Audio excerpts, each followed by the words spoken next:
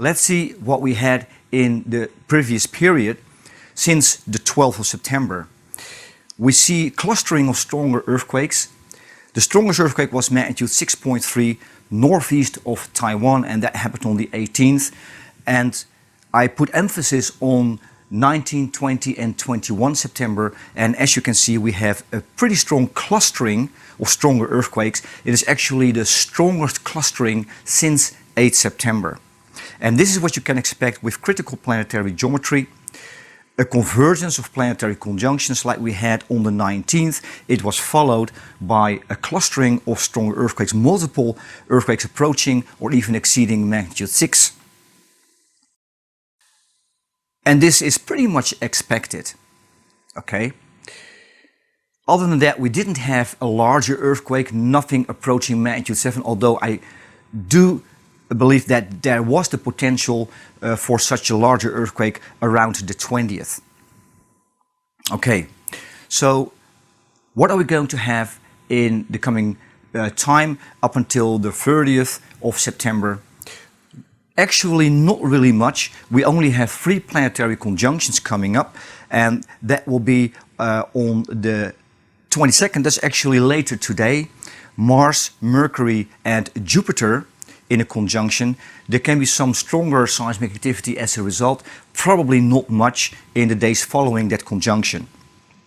Probably a bit more critical will be from 26th, 27th to the 28th of September, because there we see Venus-Sun-Mars conjunction that will be later on the 25th, and it will actually be followed by a clustering or a convergence of some critical planetary geometry. These are the dashed and dotted peaks, red and purple, on 26, 27 and 28 September. And it will converge with lunar geometry, in particular Earth, Moon and Saturn, and that will be early on the 27th.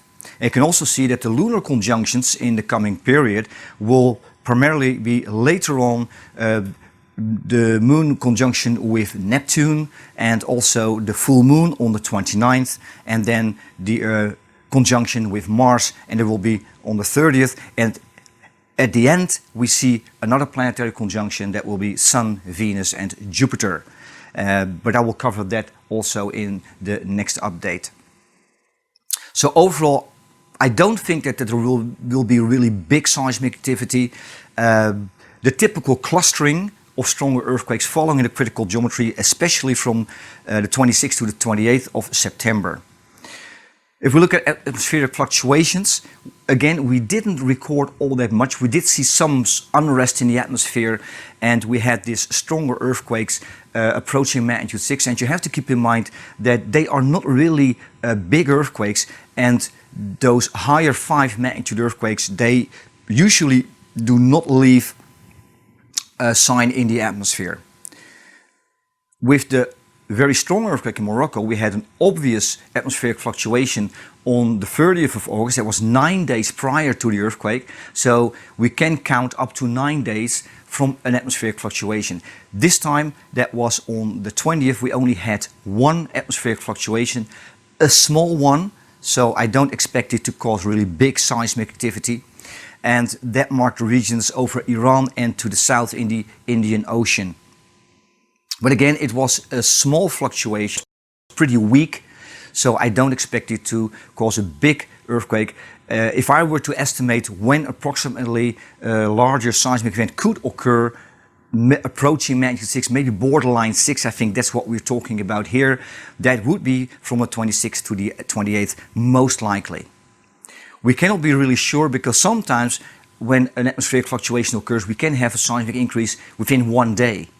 There is quite some uncertainty there, and again, I don't expect it to be all that much.